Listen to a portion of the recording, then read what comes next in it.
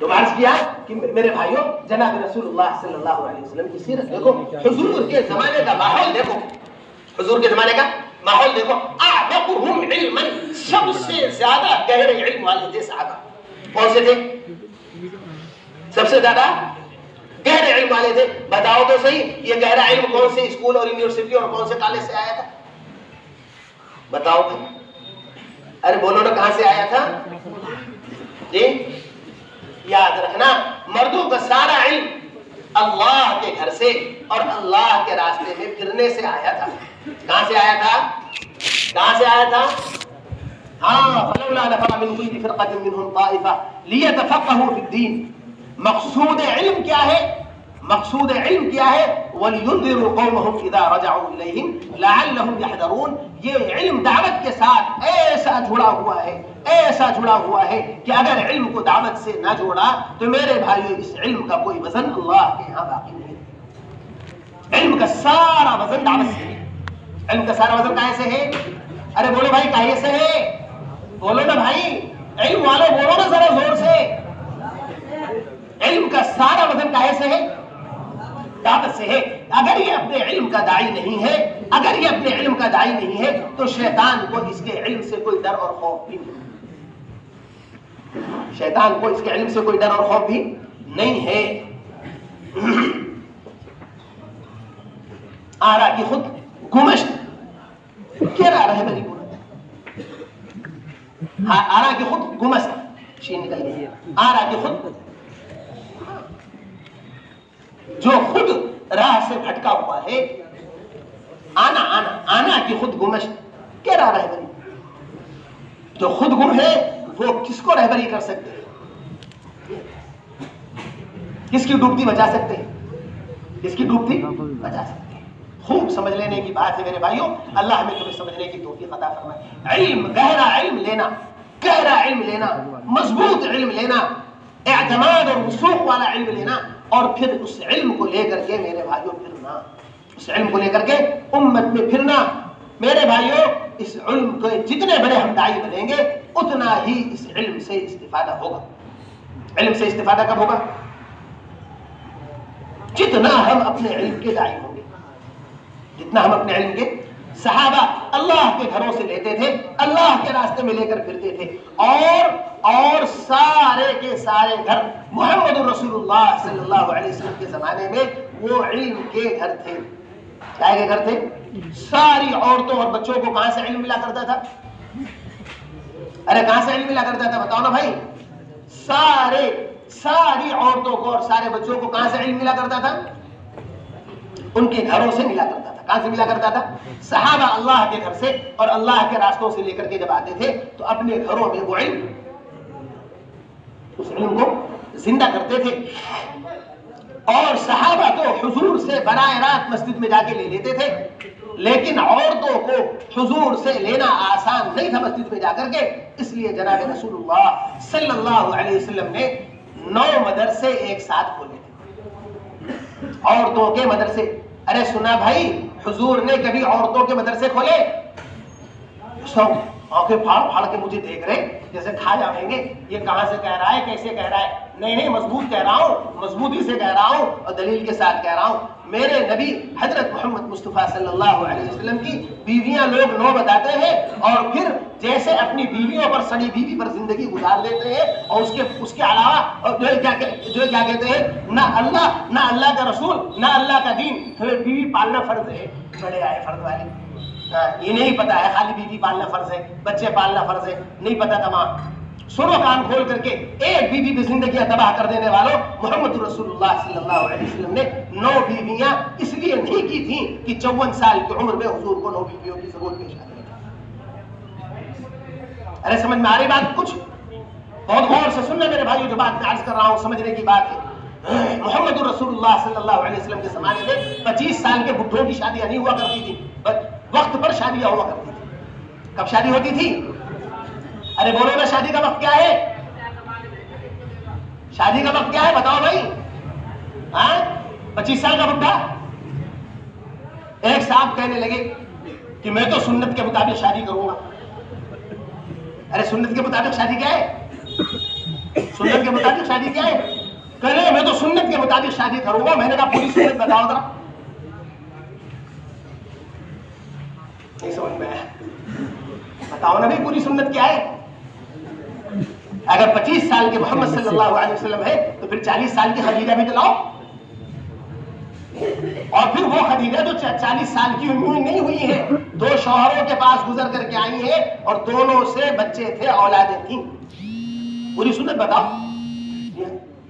وہ بیچارے زندگی میں ایک بار کہہ کر کے ایسا پھنسے کہ میں آج تک ان کو یاد دلاتا رہتا ہوں. اس سفر میں بھی ابھی میں گیا تھا ان کے یہاں وادی میں, اور ان کی وادی میں ان کو یاد دلا کر کے آیا اور ان کے لوگوں سے بتا کے آیا, اور وہ مجمع میں بیٹھے ہوئے تھے. اس طرح سے بتایا کہ ایک صاحب ہیں اس مجمع میں موجود ہیں, انہوں نے کہا تھا کہ میں سنت کے مطابق شادی کروں گا, تو میں نے کہا تھا پوری سنت بتاؤ, تو چپ ہو گئے. اور یاد رکھنا دوستو, محمد الرسول اللہ صلی اللہ علیہ وسلم کی نبوت سے پہلے, محمد رسول اللہ صلی اللہ علیہ وسلم کے نبوت سے پہلے کی زندگی سنت نہیں ہے. ارے سمجھ میں آئی بات کوئی؟ کیا سمجھ میں آیا؟ 25 سال کی عمر میں اگر حضور نے شادی کی تو سنت ہے. یاد رکھنا سنت نہیں ہے. سنت حضور کی نبوت والی زندگی ہے یا نبوت سے پہلے والی زندگی ہے. نبوت کے بعد کے فرمان تو یاد نہیں ہے, نبوت سے پہلے کے 25 سال کا بڈھوں والا زمانہ یاد ہے. حضور کے زمانے میں 25 سال کی عمر میں کسی کی شادی نہیں ہوتی تھی. اٹھا کر کے دیکھ لینا سیرت. اور حضور کی بیٹیوں میں سے سب سے بڑی حضرت زینب رضی اللہ تعالیٰ 10 سال کی عمر سے کم میں ان کی شادی حضرت ابوالعاص بن ربیع کے ساتھ ہو چکی تھی. حضور جب 30 سال کے تھے جب پیدا ہوئی تھی, اور حضور 40 سال میں نبی بنے ہیں, اس سے پہلے ان کی شادی بھی ہو گئی تھی, رخصتی بھی ہو گئی تھی. اور رقیہ ام کلثوم 5-7 سال کے درمیان کی بچیاں تھیں جب عتبہ اور عتیبہ کے ساتھ ان کا نکاح ہو گیا تھا, اور وہ رخصتی کے قابل نہ ہوئی تھی. لیکن اس کے بعد حضرت رقیہ جب طلاق ہو گئی تو حضرت رقیہ کا نکاح حضرت عثمان غنی سے ہوا ہے, اور حضرت عثمان غنی کے ساتھ انہوں نے دونوں حبشہ کی ہجرتیں کی ہیں. ارے سنا پڑا نہیں سنا پڑا بتاؤ نا, کوئی نئی بات تو نہیں کہہ رہا ہوں. اب بتاؤ کہ حضرت رقیہ کی عمر اس وقت میں کیا ہوئی جس وقت میں انہوں نے حبشہ کی پہلی ہجرت کی. نکاح یقیناً اس سے پہلے ہو چکا ہے, نکاح یقیناً اس سے پہلے ہو چکا ہے. اور اتنا ہی نہیں, سیرت پڑھ لینا اپنے نبی حضرت محمد مصطفیٰ صلی اللہ علیہ وسلم کی اور محمد صلی اللہ علیہ وسلم کے گھر والوں کی. آپ کی بچیاں چاروں شادی شدہ اور بال بچے والی ہونے کے بعد ان سب کا انتقال 30 سال سے کم کی عمر میں ہو گیا ہے.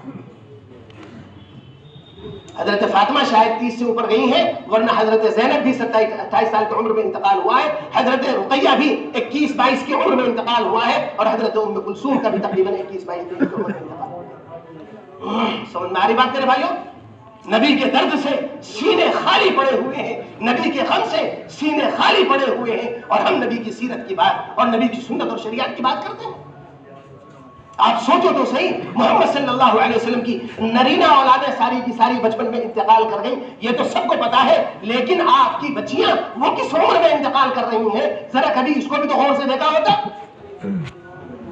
اتنا بڑا سینے کا داغ ہوگا کہ ساری جوان بچیاں ایک فاطمہ کو چھوڑ کر کے ساری آنکھوں کے سامنے اس دنیا کے اندر بھری جوانی میں معصوم بچوں کو دے کر کے اپنے ابا کو چھوڑ کر کے چلی گئی. معمولی غم ہے محمد صلی اللہ علیہ وسلم کے سینے کا معمولی غم ہے.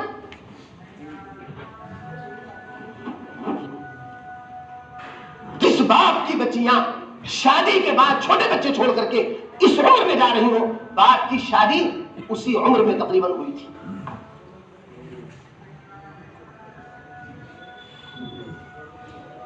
یہ رواج نہیں تھا وہاں, لیکن آخر تو کوئی مجبوریاں تھیں کہ 25 سال تک محمد صلی اللہ علیہ وسلم کا رشتہ نہیں ہوا. اور جب میں نے پڑھا کہ ام ہانی حضرت علی رضی اللہ تعالیٰ عنہ کی سگی بہن ابو طالب کی سگی بیٹی ام ہانی کے لیے جناب رسول اللہ صلی اللہ علیہ وسلم نے رشتہ کیا تھا, اور چچا نے اس رشتے کو منظور نہ کیا, تو میرے آنکھوں پر بس نہ رہا, میرے آنسو چل پڑے کہ اللہ کیسا حال گزرا ہے نبی کے اوپر, جو سگے چچا جس کے بڑے احسانات اس نے بھی اپنے یتیم کو اپنی بیٹی نہ دی, اپنے یتیم بھتیجے کو. ہاں سارا کچھ کتابوں میں لکھا ہوا, کوئی نئی بات نہیں کہہ رہا ہوں. بات دوسری طرف چلی گئی. میں یہ عرض کر رہا تھا کہ جناب رسول اللہ صلی اللہ علیہ وسلم نے 25 سال کی عمر میں نکاح کیا، 50 سال کی عمر تک اکیلے خدیجہ کے ساتھ رہے، اور پھر 50 سال کی عمر میں خدیجہ کے انتقال کے بعد نکاح تو 2 کیے، لیکن زندگی 53-54 سال تک اکیلے حضرت سودا کے ساتھ گزاری ہے، اکیلے حضرت سودا رضی اللہ تعالیٰ عنہ کے ساتھ حضرت خدیجہ کے بعد گزاری ہے۔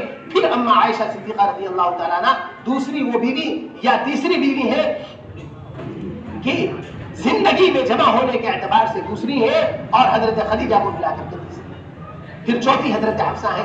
پھر اس کے بعد اگلے 6-7 سال میں حضور نے اکٹھے 9 بیویوں کو جمع کر دیا، یعنی 9 نکاح 8 نکاح 54 کے بعد سے کر لیے، جس میں سے ایک سودا کا تو انتقال ہو گیا، اور حضرت خدیجہ اور حضرت سودا 2 اس دنیا سے جانے والی بیویاں ہو گئیں، اور ماں بقیہ 9 بیویاں جناب رسول اللہ صلی اللہ علیہ وسلم نے جمع کی۔ میں عرض یہ کر رہا تھا کہ 54 سال کی عمر میں پہنچ کر ایک بیوی پر 54 سال کی زندگی گزارنے والا، 25 سال کی بھری جوانی کے اندر نکاح کرنے والا، 54 سے لے کر کے 60 تک آپ کو 6-7 سالوں میں اتنے سارے نکاحوں کی کیا ضرورت پیش آ گئی؟ اب سمجھ میں آیا کہ میں کیا کہہ رہا ہوں؟ ارے سمجھ میں آیا؟ یہ محمد رسول اللہ صلی اللہ علیہ وسلم کے مدارس النساء یا مدارس الطفلات تھے، مدارس البنات تھے۔ جناب رسول اللہ صلی اللہ علیہ وسلم نے مدرسے کھولے تھے، مدرسے محمد صلی اللہ علیہ وسلم کو 53-54 سال کی عمر میں اتنے سارے نکاحوں کی یوں نہیں سوچی تھی، اور جو مصالح اپنی جگہ پر بہت سارے حضور کے تعدد ازدواج کے مصالح علماء نے لکھے ہیں، لیکن سب سے بڑی مصلحت میرے نزدیک یہ ہے کہ حضور نے نکاح نہیں کیے تھے، مدارس کھولے تھے، عورتوں کے مدارس کھولے تھے۔ عورتیں بے تکلف ان گھروں میں آتی تھی اور ان بیویوں کے ذریعے سے محمد رسول اللہ صلی اللہ علیہ وسلم تک اپنی بات کو پہنچاتی تھی، اور محمد رسول اللہ صلی اللہ علیہ وسلم سے اپنا علم لے کر کے جاتی تھی، اپنا علم لے کر کے۔ بات سمجھ میں آ رہی دوستوں؟ بات سمجھ میں آ رہی دوستوں؟ تو حضور کے زمانے میں مسلمانوں کے گھر مدارس الاطفال والطفلات والنساء والبنات تھے، اور محمد رسول اللہ صلی اللہ علیہ وسلم کا کی مسجد اور اللہ کے راستے کا پھرنا یہ مدارس الرجال تھے۔ یہ کیا تھے؟ اور ان دونوں راستوں سے اللہ کے گھر، مسلمانوں کے گھر اور اللہ کے راستے سے اتنا گہرا علم ان کی زندگیوں میں آتا تھا کہ اب قیامت تک کوئی ان جیسا علم والا پیدا ہی نہیں ہوگا۔ وہ لکھنا پڑھنا جانتے ہی نہیں تھے، وہ تو امی تھے ہی، ان کے رسول تو امی تھے ہی۔ علماء نے لکھا ہے کہ ان کی شریعت بھی امی تھی۔ اس شریعت کو علماء نے شریعت امیہ کا لقب دیا ہے۔ کتابوں میں اس شریعت کو امی لکھا ہے علماء نے کہ یہ شریعت لکھی پڑھی نہیں، یہ شریعت لکھی پڑھی نہیں تھی، یہ شریعت سینوں سے سینوں میں منتقل ہوا کرتی تھی۔ میرے بھائیوں، جب سینوں سے سینوں میں یہ شریعت منتقل ہوتی تھی، نہ حضور لکھے پڑھے تھے، نہ حضور کے صحابہ لکھنا پڑھنا جانتے تھے، نہ ان خیر القرون کے زمانوں میں عام لکھنے پڑھنے کا رواج تھا۔ تو جب ان کو لکھنا پڑھنا آیا بھی تو وہ اپنے لکھے پڑھے پر اعتماد نہیں کرتے تھے، وہ اپنے سینے پر اور اپنے ذہن پر اعتماد کرتے تھے۔ ارے بتاؤ نا بھائی، دور حدیث کے طلباء کرام، اصول حدیث پڑھنے والے، آپ بتاؤ کہ اس زمانے میں اعتبار کاہے کا تھا؟ ان کے سینے کا اعتبار تھا یا ان کی کاپی کا اعتبار تھا یا ان کی کتاب کا اعتبار تھا؟ بتاؤ نا بھائی، بتاؤ نا بھائی۔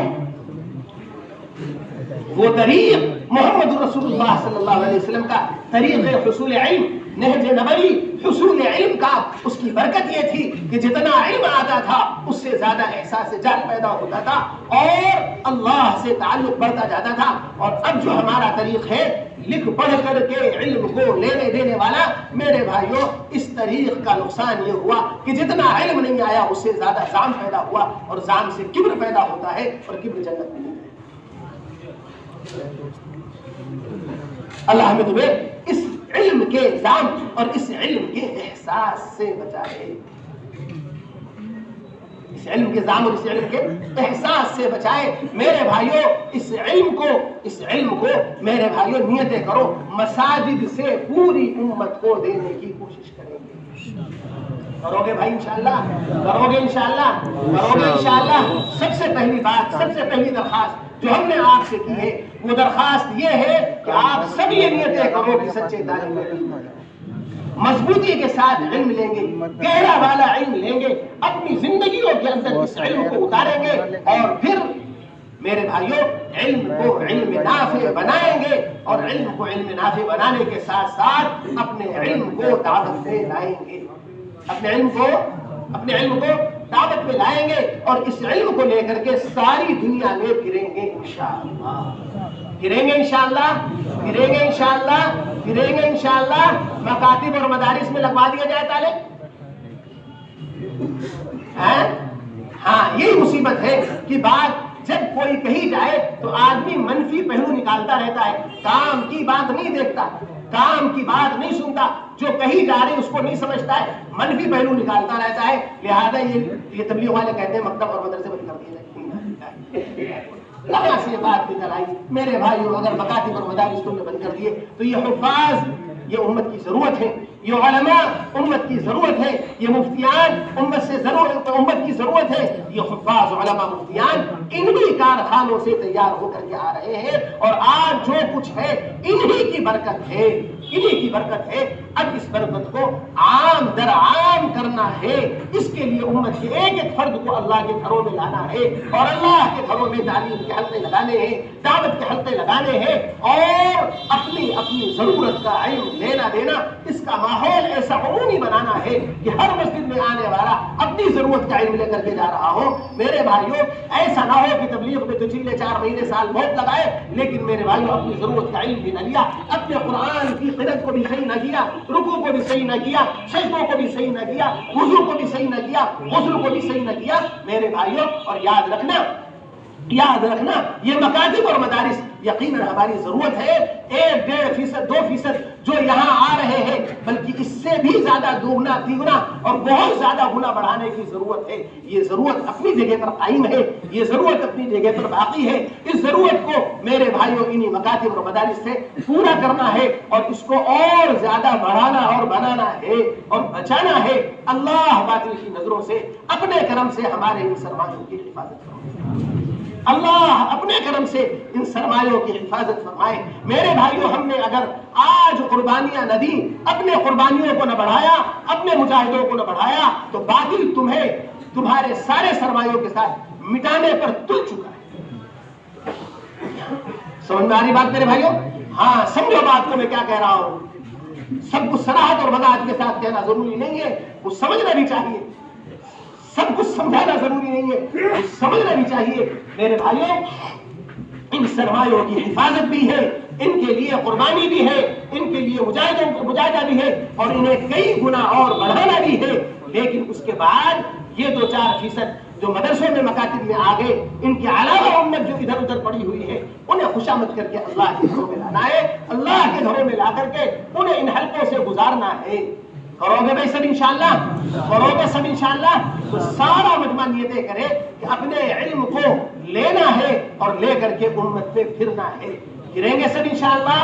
سب پھریں گے انشاءاللہ؟ ہمت کر کے کھڑے ہو، اور وہ علماء جو فارغ ہو رہے ہیں 1-1 سال کے لیے ہمت کر کے بتاؤ، تکمیلات والے، دورے والے، کھڑے ہو، ہمت کر کے کھڑے ہو، کھڑے ہو جاؤ دوستو، کھڑے ہو جاؤ، کھڑے ہو جاؤ، کھڑے ہو جاؤ، کھڑے ہو جاؤ بھائی، ہمت کر کے کھڑے ہو جاؤ۔ اور تکمیلات اور دورے میں بہت سے ایسے بھی ہیں جو سال لگا چکے ہیں، تو دوسرے سال کے لیے کھڑے ہو جاؤ، کھڑے ہو بھائی، کھڑے ہو، ہمت کر کے کھڑے ہو، کھڑے ہو، کھڑے رہے، کھڑے ہو، کھڑے رہے، سب کو کھڑا کرو دوستو، سال کے لیے، دوسرے سال کے لیے، اور سب نیتیں کرو انشاءاللہ تیسرا سال بھی لگانا۔ ارے لگائیں گے تیسرا سال؟ تیسرا یہ الگ بات ہے، جب تیسری بیوی لانی ہے تو پہلے 2 تو کرنا پڑے گا، تب تو تیسری بنے گی، تو اس لیے پہلا دوسرا لگانا ہے، پھر تیسرا بھی لگانا ہے انشاءاللہ۔ اور کرے ہمت انشاءاللہ، کھڑے ہو، ابھی تو بہت ہے اس طبقے کے اندر دورے اور تکمیلات والے۔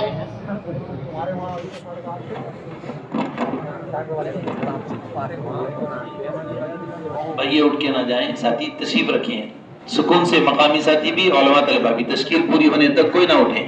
یہ پیچھے بہت سارے تکمیلات دورے کے طلبہ ہیں، اس طرف ہیں، سب کھڑے ہو جائیں۔ تکمیلات دورے میں جو بھی طلبہ ہیں، تعلیمی سلسلہ جاری رکھنا ہوگا، سال کی نیت سے نکل جائیں، تعلیمی سلسلہ جاری رہے گا، واپس آ کر تعلیم مکمل کریں گے، ورنہ پھر سال مکمل کر کے پھر آگے ترتیب بنائیں گے۔ کھڑے ہو جائیں، جو دورے تکمیلات میں ہیں تمام طلبہ کھڑے ہو جائیں۔ माशाअल्लाह। इस तरफ भी बहुत से तकमीलात दौरे के तलबा हैं माशाअल्लाह, जिनके नाम लिखे जा चुके हैं। उसूलिया भी आ गई, वो भी तलबा खड़े हो जाए। सिर्फ ताल्लुम महफूज तलबा खड़े हो जाए। उसूलिया भी आ गई, नाम लिखेंगे तो भी खड़े हो जाए माशाअल्लाह। ताल्लुम महफूज तलबा और खड़े हो जाए माशाअल्लाह।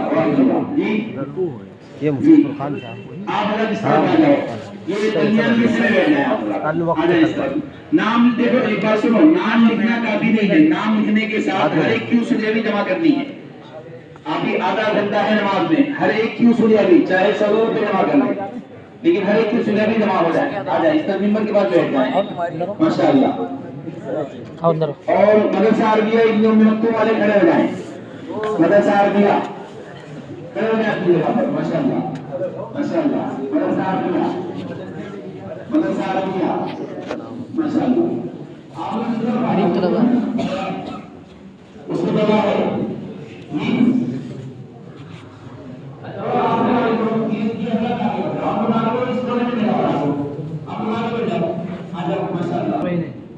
आप